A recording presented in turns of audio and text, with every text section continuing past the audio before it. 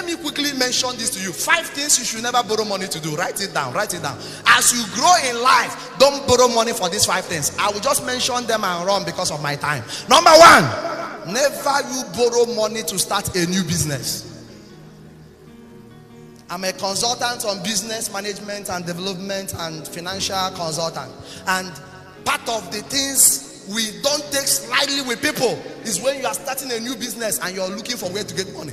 That business has 50-50 possibility of failure or success. And you started it with borrowed money. Doing an experiment. Because any new business you are starting is an experiment.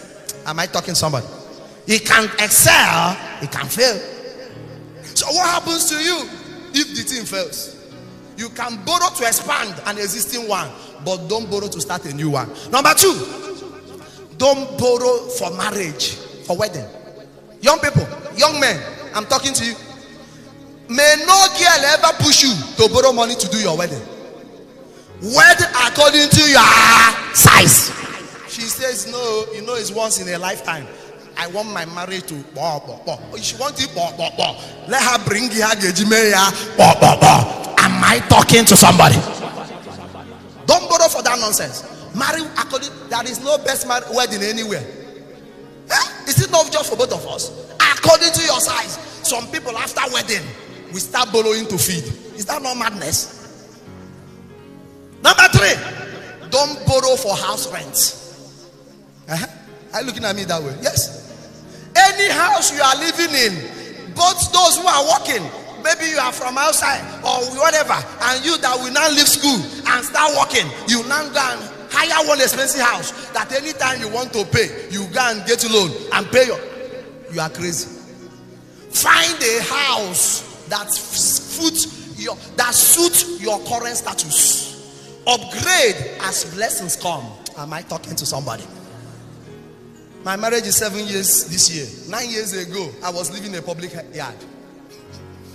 I mean public yard. Ask me my rent then, 3,000 naira. But do you know that sometimes I see on top of the 3,000? But I told myself, at this stage of my life, what am I doing with flats? What am I doing with this one?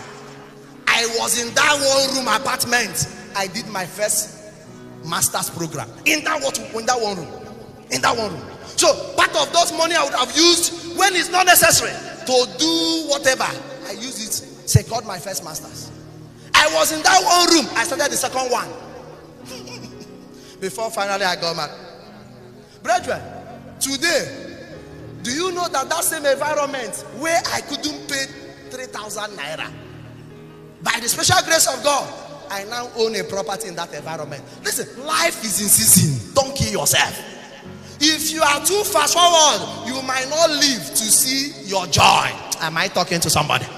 Live according to your size. I am giving wisdom in this service.